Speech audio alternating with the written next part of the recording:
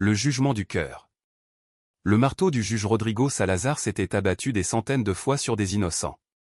Chaque coup résonnait comme un tonnerre de corruption dans les couloirs du tribunal de San Miguel de Allende. Sous son règne, des familles entières avaient été brisées, des vies détruites, tout cela pour du sang taché d'argent. Ce matin-là, un nouvel accusé fut traîné dans la salle d'audience, un homme modeste, un simple charpentier nommé Miguel Ángel Jiménez. Les policiers le frappèrent, le menottèrent, le poussèrent sur le banc des accusés. Mais il ne cria pas. Il ne pleura pas. Il ferma simplement les yeux, comme s'il murmurait une prière que seul Dieu pouvait entendre. Le juge Salazar frappa son bureau d'un geste sec. « Silence » ordonna-t-il. Personne n'osait respirer sans sa permission. Son regard froid traversait la salle, un regard d'homme habitué à être craint, jamais contredit. Et pourtant, alors que le désespoir semblait déjà sceller le sort de Miguel Ángel, la grande porte du tribunal s'ouvrit dans un grincement solennel. Une femme entra. Elle portait un tailleur bleu nuit, sobre mais élégant, et tenait dans sa main un vieux porte-document. Son pas était calme, assuré, et chaque pas semblait faire trembler l'air. Licenciada Maria Guadalupe Reyes, annonça-t-elle d'une voix claire. Je viens défendre cet homme. Le juge arqua un sourcil, amusé et méprisant. Vous ne savez pas à qui vous vous attaquez. Elle lui rendit un sourire calme. Si, je le sais très bien. Et à cet instant précis, quelque chose changea. Quelque chose d'invisible, mais que tous ressentirent. Un frisson parcourut la salle. Un souffle nouveau venait d'y entrer. La ville des ombres. San Miguel de Allende s'éveillait sous un soleil doré, entre les cloches des églises et l'odeur sucrée du pain chaud. Les ruelles pavées brillaient, et les marchands installaient leurs étals de fruits, de fleurs et d'épices. Mais derrière cette beauté coloniale se cachait une vérité connue de tous, le juge Rodrigo Salazar régnait sur la ville d'une main de fer. Son tribunal n'était pas une maison de justice. C'était un marché où les verdicts se vendaient et s'achetaient comme des marchandises. Les riches repartaient libres, même coupables. Les pauvres étaient condamnés, même innocents. Depuis 20 ans. Personne n'avait osé se dresser contre lui. Ce matin-là, le juge s'était levé, comme chaque jour, avec un verre de whisky dans la main. Devant le miroir, il contemplait son reflet. Cheveux gris bien peignés, costume italien impeccable, montre suisse au poignet. Un portrait de respectabilité. Mais dans ses yeux se lisait un vide profond, un gouffre que ni le luxe ni le pouvoir ne pouvaient combler. 3 affaires l'attendaient.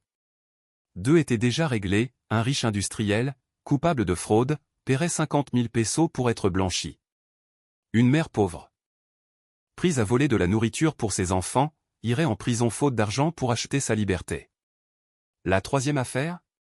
Un certain Miguel Ángel, accusé de vol avec violence. Une formalité. Salazar alluma une cigarette. Un jour de plus, un peso de plus, murmura-t-il en montant les marches du tribunal. Les procès de l'injustice.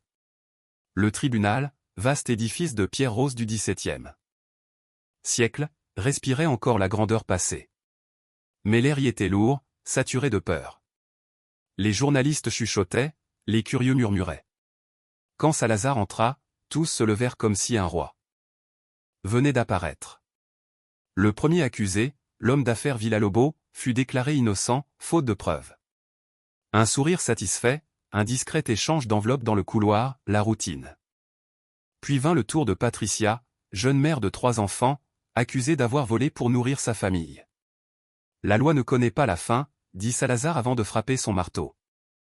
6 mois de prison. Les pleurs de ses enfants résonnèrent dans la salle, mais le juge resta impassible. Enfin, on amena Miguel Ángel. Les menottes au poignet, le visage tuméfié, les vêtements tachés de sang séché. Quand il leva la tête, Salazar sentit un frisson lui parcourir l'échine. Ses yeux. Ils n'exprimaient ni peur, ni haine. Seulement une paix étrange, presque surnaturelle. Nom complet?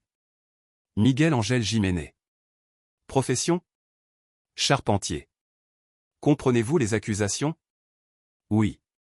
Mais elles sont fausses. Le juge rit, sec et froid. C'est ce que disent tous les coupables. Personne ne voulait défendre cet homme. Les jeunes avocats de service baissèrent la tête, feignant la distraction. Salazar savourait ce moment d'autorité absolue jusqu'à ce que la porte s'ouvre, et que Maria Guadalupe entre. La femme au regard de lumière. Tous les yeux se tournèrent vers elle. Elle avança calmement, ses pas résonnant comme des battements de cœur dans le silence.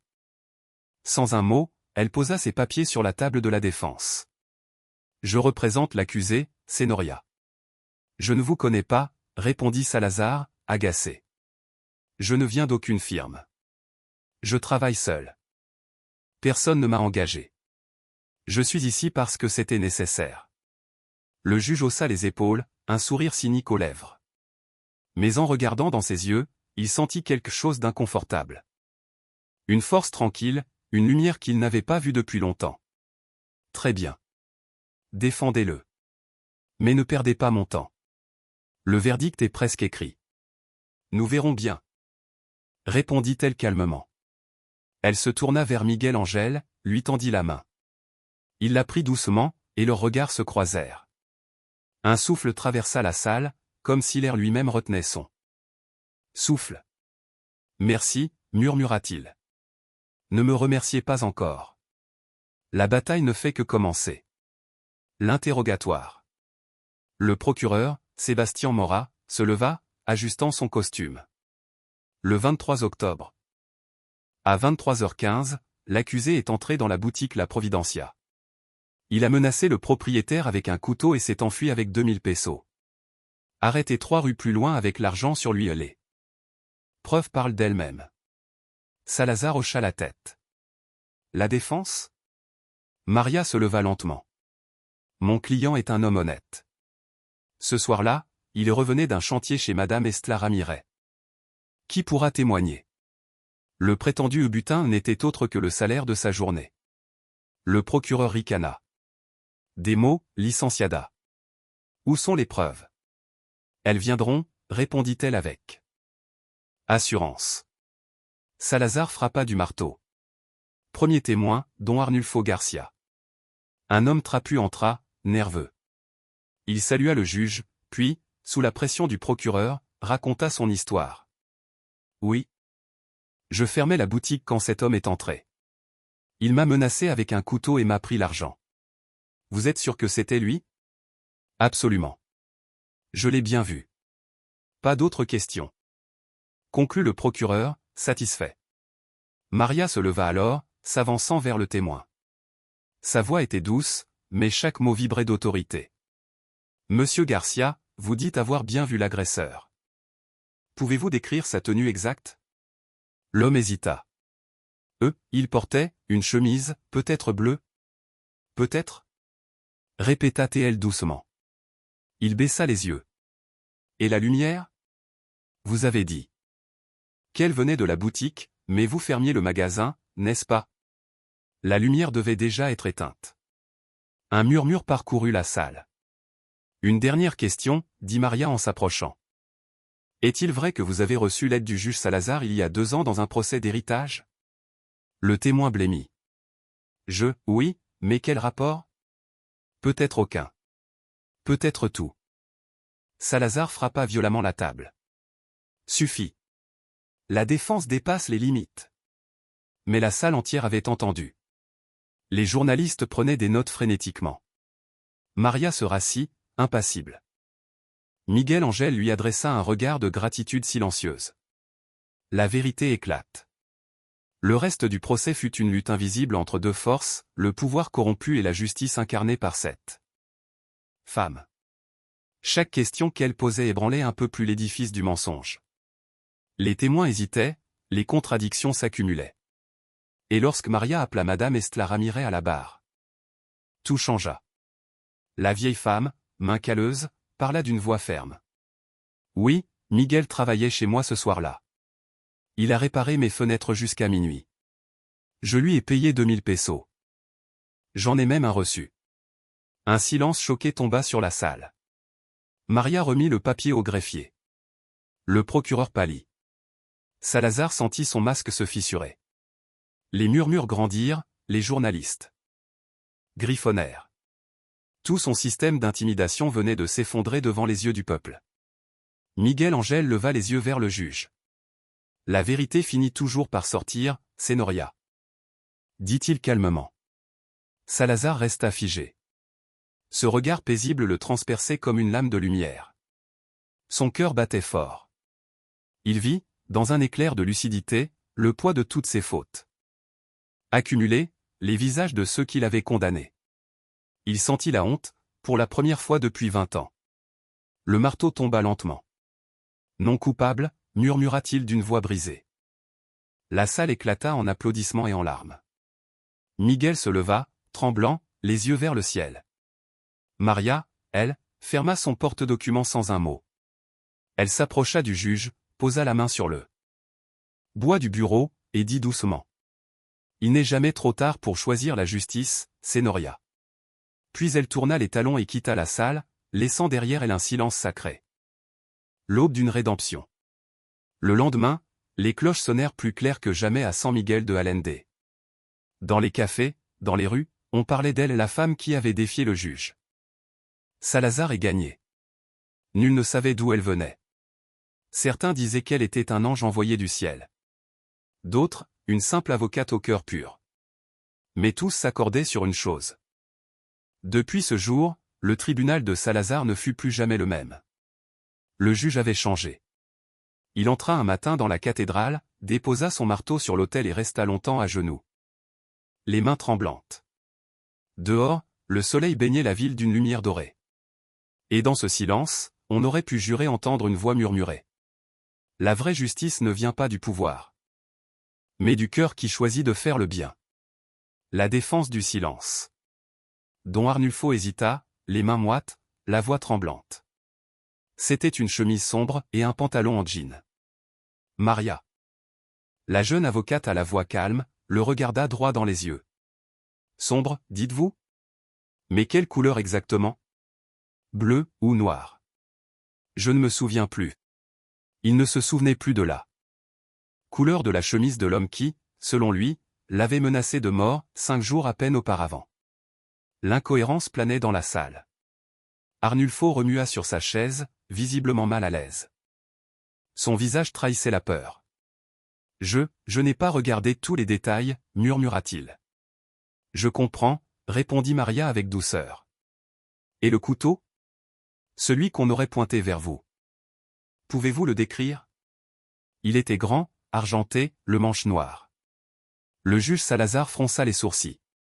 Où se trouve ce couteau maintenant? Demanda Maria.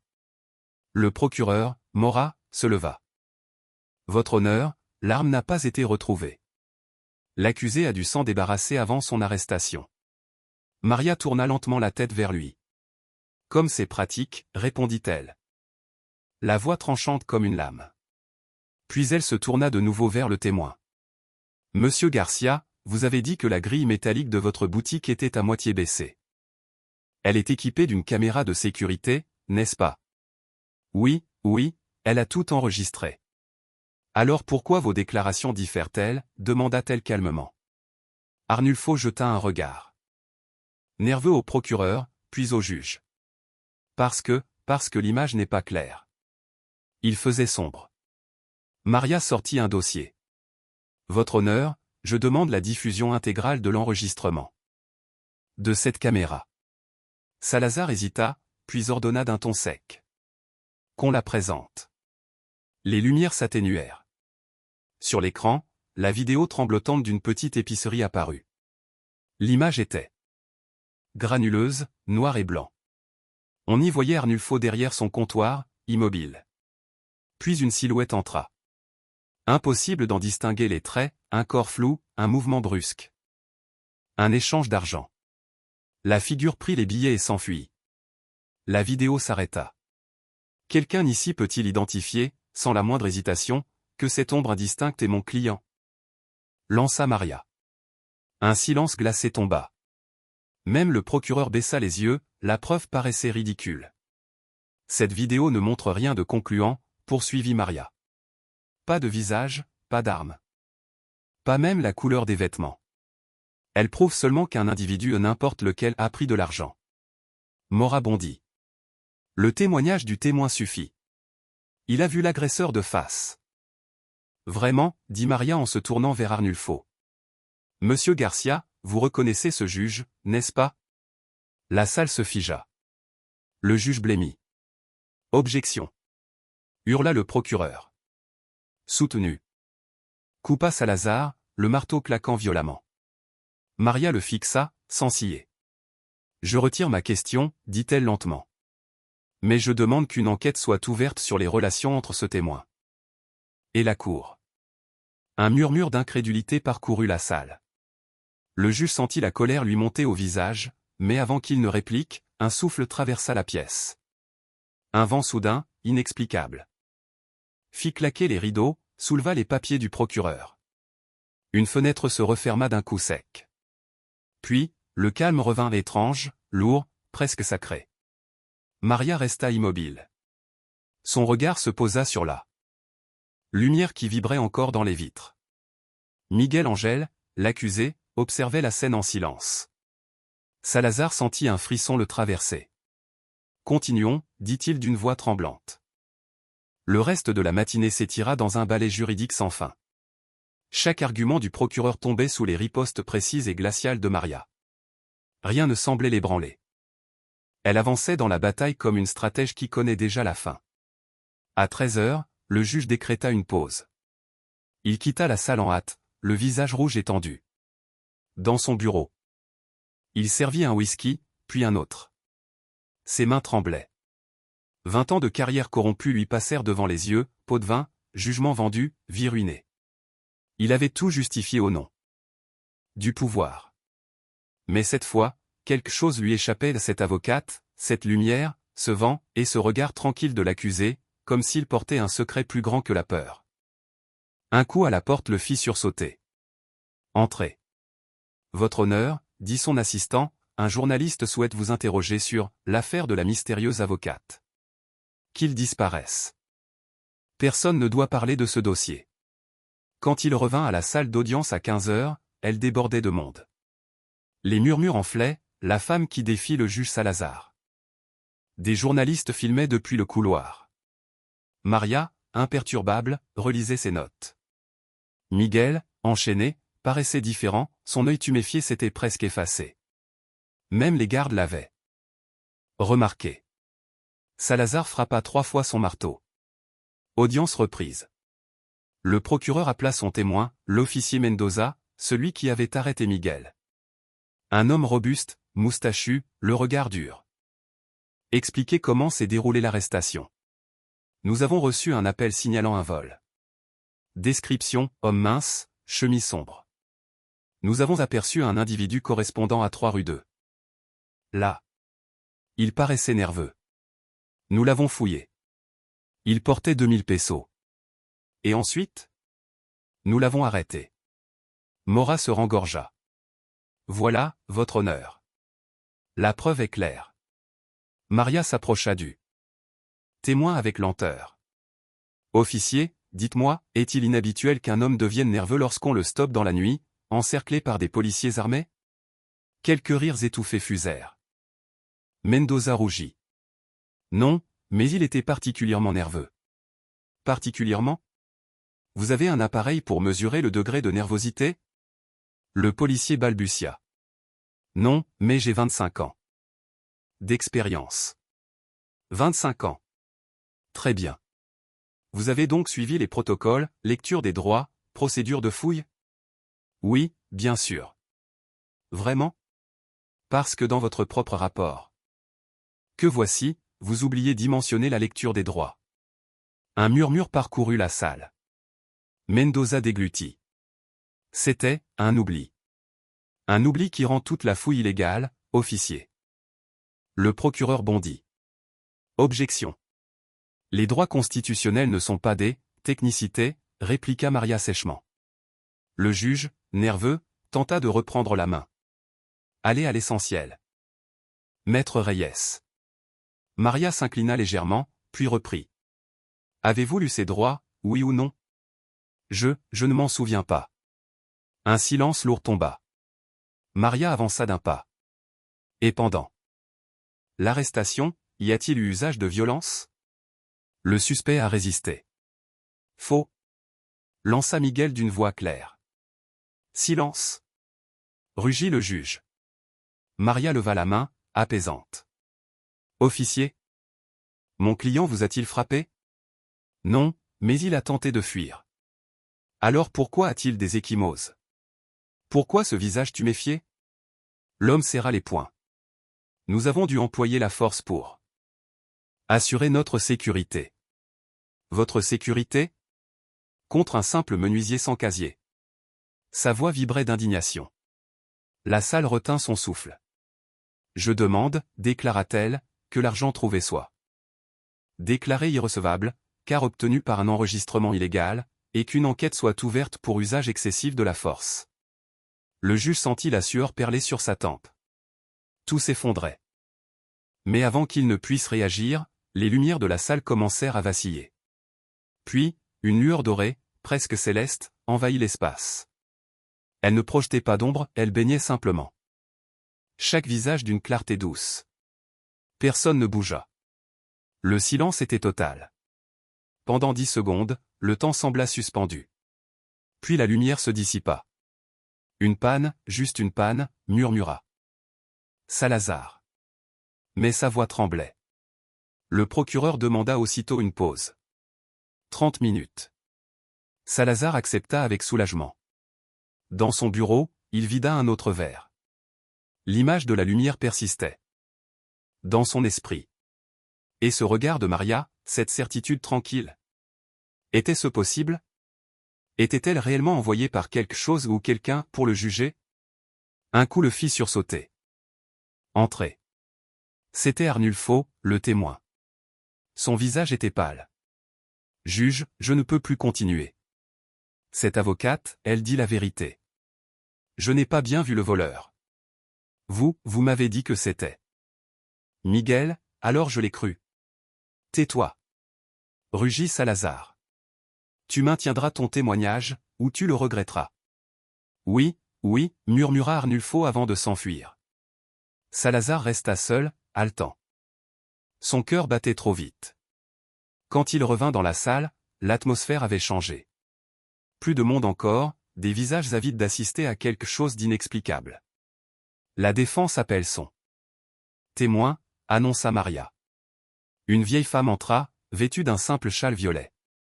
Son pas était lent, mais son regard d'acier. Madame Estla Ramirez, connaissez-vous l'accusé? Oui, ma fille. C'est un homme bon. Il travaille pour moi. La voix de l'ancêtre résonna avec une sincérité désarmante. Le soir du 23 octobre, où se trouvait-il? Chez moi, tout le jour. Il réparait les meubles de mon mari défunt. Il est parti à 11 heures. Comment pouvez-vous en être sûr? Demanda le procureur, ironique. Parce que je lui ai servi à dîner à 9 heures.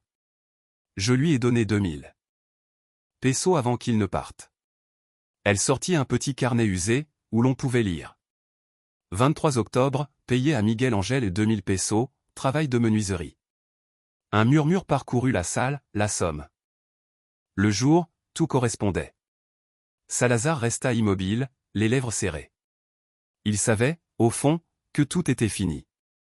Mais plus encore, il sentait quelque chose de plus profond, un souffle qu'il n'avait pas entendu depuis longtemps, celui de sa conscience. Une voix s'éleva en lui, celle de sa mère, douce et lointaine. Il n'est jamais trop tard pour changer, Rodrigo. Dieu pardonne à ceux qui osent se regarder en face. Ses yeux se remplirent de larmes. Dans la salle, Maria ferma lentement son dossier. Miguel, les mains jointes, baissa la tête comme en prière. Une lumière passa d'eux. Nouveau à travers les vitres, plus douce cette fois, presque imperceptible. Et dans ce silence suspendu, chacun comprit que ce procès n'était plus seulement une affaire d'homme, mais un jugement venu d'ailleurs. Le jugement de la lumière. L'écriture tremblante sur la page était pourtant claire, presque douloureusement sincère. Le procureur tenta aussitôt de la discréditer. Un simple cahier écrit à la main ne prouve rien. Il aurait pu être rédigé à n'importe quel moment. Maria esquissa un léger sourire. Et le témoignage de don Arnulfo serait plus crédible que celui de cette femme? Ce sont tous deux des témoignages personnels. La différence, monsieur le procureur, c'est qu'elle n'a rien à gagner, ni à perdre, dans cette affaire. Le juge Salazar, impassible jusque-là, leva la main. Quelque chose à ajouter, maître? Oui, votre honneur. J'aimerais que mon client prenne la parole. Le procureur s'empressa de protester. L'accusé n'est pas obligé de témoigner. Non, répondit Maria d'une voix ferme, mais il en a le droit. Elle se tourna vers Miguel. Souhaitez-vous parler? L'homme hocha lentement la tête et se leva. Les gardes lui ôtèrent les menottes. Non sans jeter un regard au juge pour obtenir son approbation. Miguel marcha vers le pupitre avec une calme dignité. Sa démarche captait l'attention de tous, il ne paraissait ni arrogant ni craintif, mais habité d'une paix intérieure si profonde qu'elle semblait rayonner autour de lui comme la chaleur d'un feu.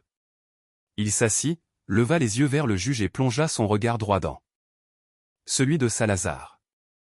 Jurez-vous de dire la vérité? Demanda le greffier en lui présentant la Bible. Je le jure, répondit Miguel en posant la main sur le livre sacré. Maria commença l'interrogatoire.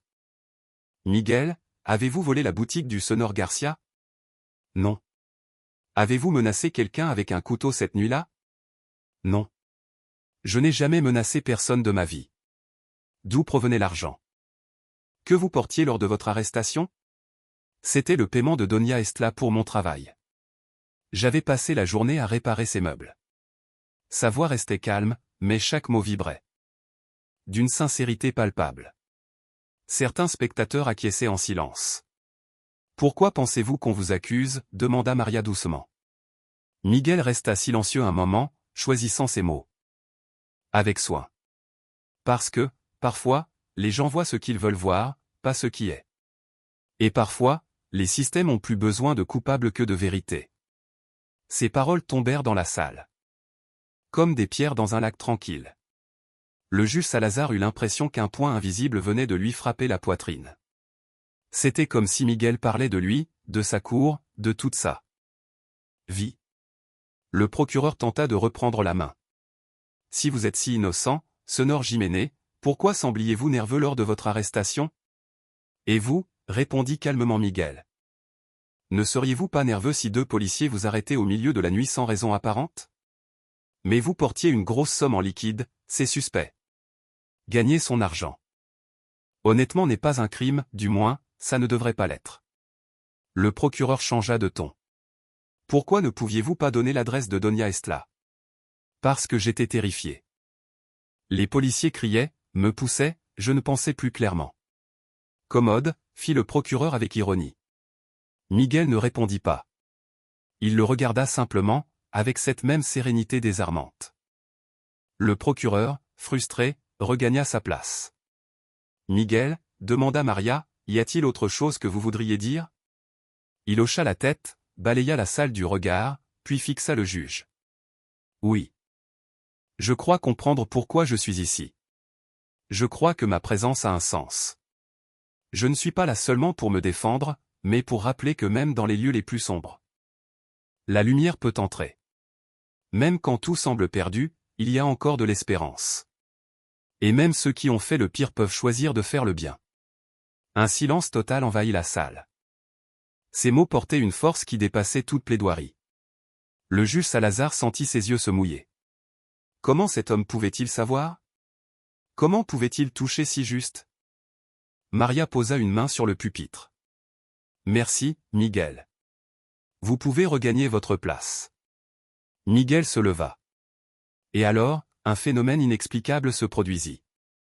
Le soleil, jusque-là caché par les nuages, perça soudain les vitres du tribunal en un rayon d'or parfait. La lumière tomba précisément sur Miguel, l'enveloppant d'un éclat presque surnaturel. Une femme se signa, une autre pleura. Silencieusement.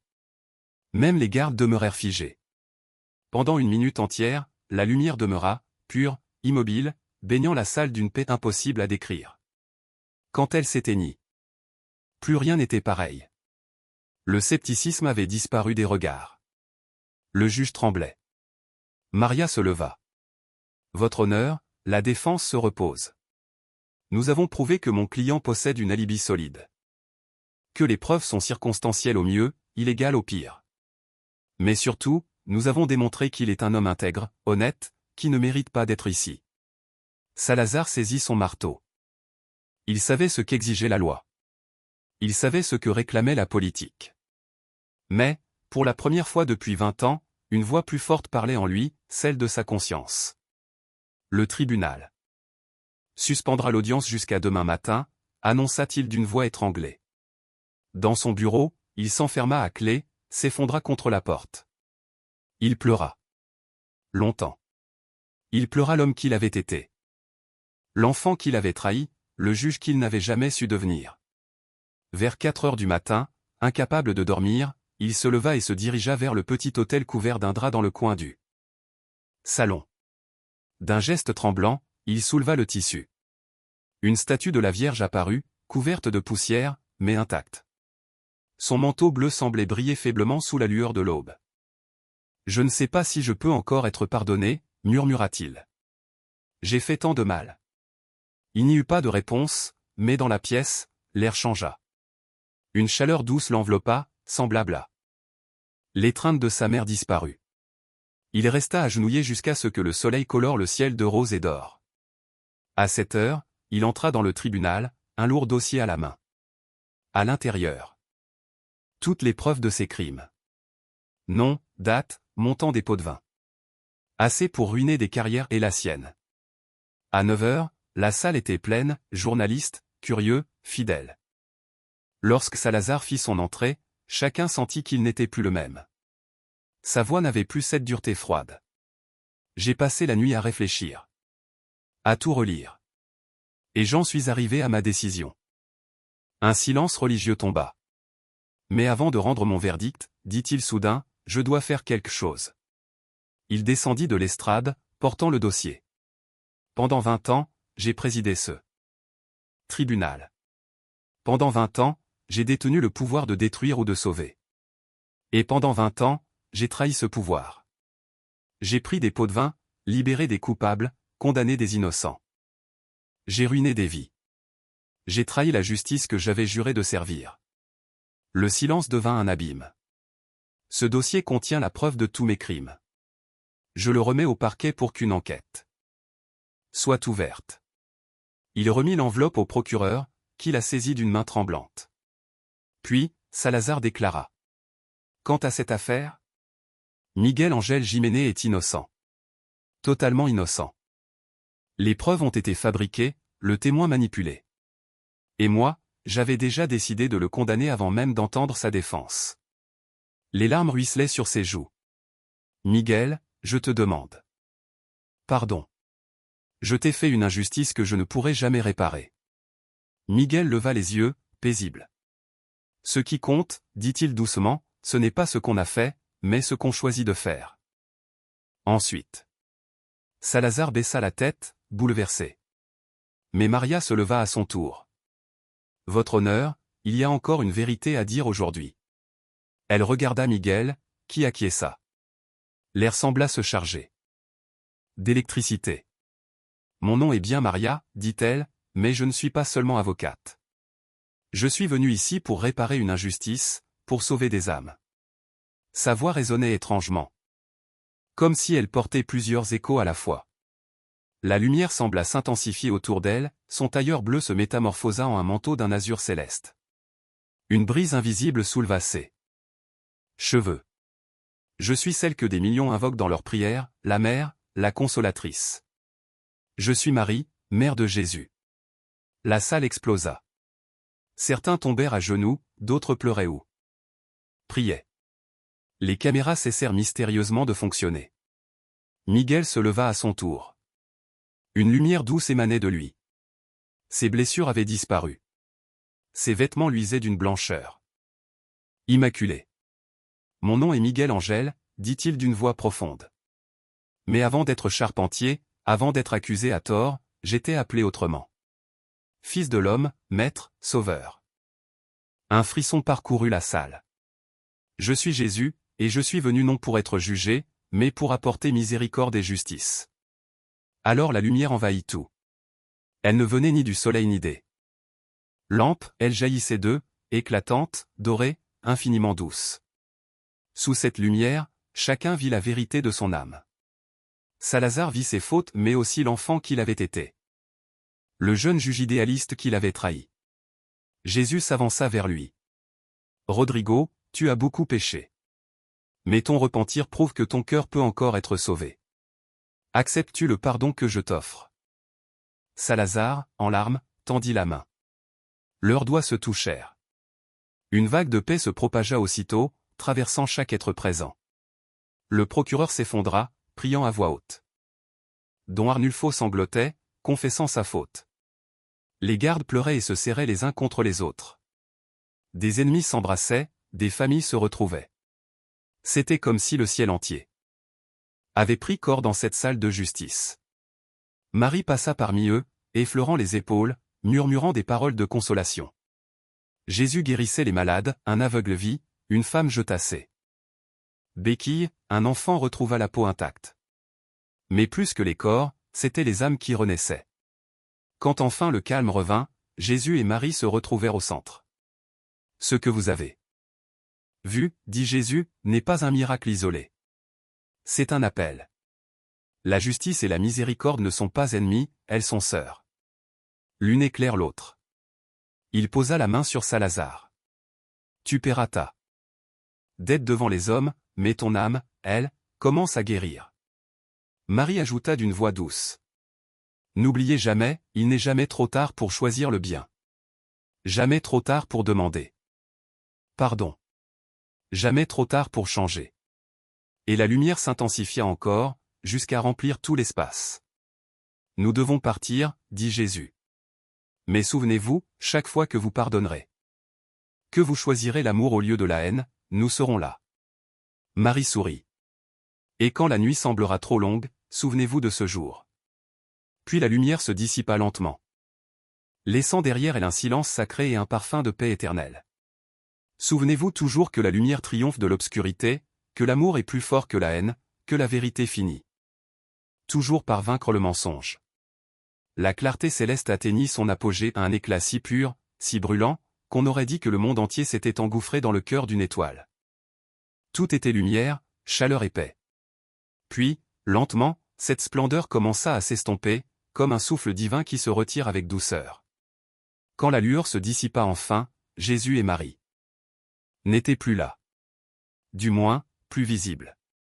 Pourtant, leur présence demeurait palpable, elle vibrait dans chaque atome d'air, dans chaque rayon qui traversait les vitraux, dans le battement d'eux. Chaque cœur prosterné dans cette salle devenue sacrée. Le silence qui suivit était si dense qu'il semblait suspendre le temps. Personne n'osait parler, ni bouger. C'était un silence de révérence, de crainte et d'amour mêlés. Ce fut Rodrigo Salazar qui rompit enfin le mutisme. Sa voix, d'ordinaire autoritaire, vibrait maintenant d'une humilité nouvelle. Que quelqu'un appelle les autorités fédérales. Je suis prêt à affronter la justice. La vraie, pas celle corrompue que j'ai servie si longtemps. Le procureur Sébastien Mora hocha lentement la tête, le regard voilé de honte et de résignation. Sans dire un mot, il quitta la salle pour faire les appels nécessaires. Il savait qu'il aurait, lui aussi, à répondre de ses fautes. Dans les heures qui suivirent, la nouvelle se propagea comme un incendie. Ce qui s'était passé à San Miguel de Allende ce matin-là bouleversa le pays. Les journalistes présents écrivirent des articles qui firent le tour du monde. Les enregistrements, tremblés, saturés de lumière et de distorsion, furent visionnés par des millions de personnes. Certains y virent un miracle, d'autres un mystère inexplicable, mais nul ne put nier que quelque chose d'extraordinaire avait eu lieu. Cet après-midi-là, Rodrigo Salazar fut officiellement arrêté. Lorsqu'on lui passa les menottes, il esquissa un sourire, le premier sourire sincère depuis des décennies. « C'est bien, murmura-t-il. Je comprends. J'accepte les conséquences. » En prison, l'ancien juge corrompu se transforma. L'homme avide, impitoyable, laissa place à un être d'une sérénité désarmante. Il mit ses connaissances juridiques au service des autres détenus, aidant ceux qui avaient été injustement condamnés à retrouver l'espoir. Il écrivit des lettres de Repentir aux familles qu'il avait brisées, s'excusant sans chercher à se justifier. De sa fortune personnelle, il créa un fonds pour indemniser ses victimes. Tous ne lui pardonnèrent pas. Certains cœurs restèrent trop meurtris. Mais beaucoup virent dans son changement la trace vivante de la grâce qu'ils avaient contemplée ce jour-là. Dont Arnulfo Garcia, l'épicier qui avait témoigné. Avec courage, vendit sa boutique pour ouvrir un centre communautaire, dédié à l'éducation et à la vérité. Doña Estela Ramirez, autrefois simple habitante du quartier, devint une figure respectée. Aimée, partout, elle racontait comment défendre la vérité pouvait changer un destin. Le procureur Mora, rongé par le remords, démissionna de son poste, confessa publiquement ses crimes et consacra sa vie à la défense des droits humains. Les gardiens de prison qui avaient frappé Miguel, le jeune innocent faussement accusé, devinrent des militants contre la brutalité policière. Tous ceux qui avaient été témoins du miracle portaient désormais en eux une lumière nouvelle. Et peu à peu, cette lumière se répandit dans toute la ville. Le tribunal lui-même devint un lieu de pèlerinage. Des milliers de personnes affluaient chaque année pour s'asseoir sur les bancs où le miracle s'était produit, prier, méditer, chercher leur propre rédemption. L'endroit fut déclaré site sacré, et aucun procès n'y fut plus jamais tenu. À la place, on y aménagea un musée et une chapelle. Sur les murs, des plaques rappelaient les événements de ce jour inoubliable. 2 portraits simples y furent suspendus, celui de Jésus, dans les traits de Miguel Angel, et celui de Marie, sous l'apparence de la licenciée Maria Guadalupe. Les visiteurs disaient souvent que, lorsqu'on les regardait avec foi, leurs yeux semblaient briller d'une lumière surnaturelle. San Miguel de Allende ne fut plus jamais la même. La corruption ne disparut pas complètement à Carla. Liberté humaine laisse toujours place au mal, mais elle diminua de façon spectaculaire. Les nouveaux juges arrivaient avec une révérence presque religieuse, conscients qu'ils servaient dans le lieu où le divin avait touché la justice des hommes. Les avocats travaillaient avec davantage d'intégrité. Les policiers usèrent de moins de violence. Les citoyens, retrouvant confiance, commencèrent à dénoncer les injustices sans peur. C'était comme si la lumière de ce jour avait laissé une empreinte indélébile dans l'âme de la ville. Des années plus tard, un journaliste étranger arriva pour enquêter sur cette histoire qui avait captivé le monde. Il rencontra des dizaines de témoins. Tous racontaient les mêmes scènes, la lumière aveuglante, les transformations, les guérisons, les paroles de Jésus et de Marie. Le temps avait passé, mais leurs souvenirs restaient d'une précision troublante. Le journaliste, sceptique au départ, finit son reportage avec ces mots. Je ne peux pas expliquer ce qui s'est produit à San Miguel de Allende. Je ne peux pas le prouver scientifiquement. Mais j'ai parlé avec des gens dont la vie a été bouleversée à jamais ce jour-là. J'ai vu leurs yeux, j'ai senti leur paix. Et je repars d'ici en croyant que, peut-être, le divin marche encore parmi nous.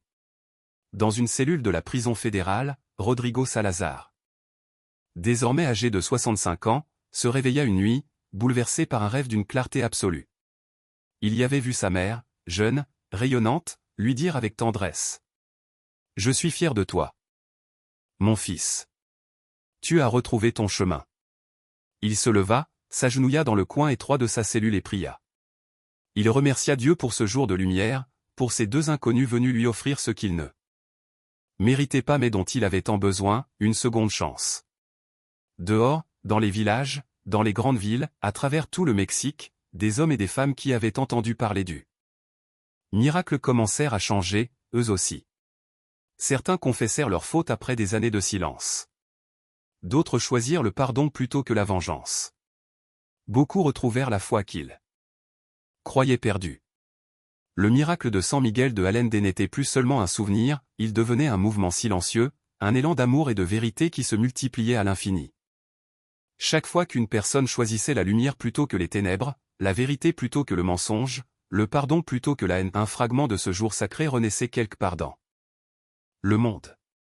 Et, dans un lieu invisible mais bien réel, Marie souriait. Elle regardait ses enfants avancer sur le chemin de la lumière, et Jésus marchait encore parmi eux, offrant la même grâce que jadis, le pardon, l'espérance, et cette promesse inébranlable qu'il n'est jamais trop tard pour être sauvé.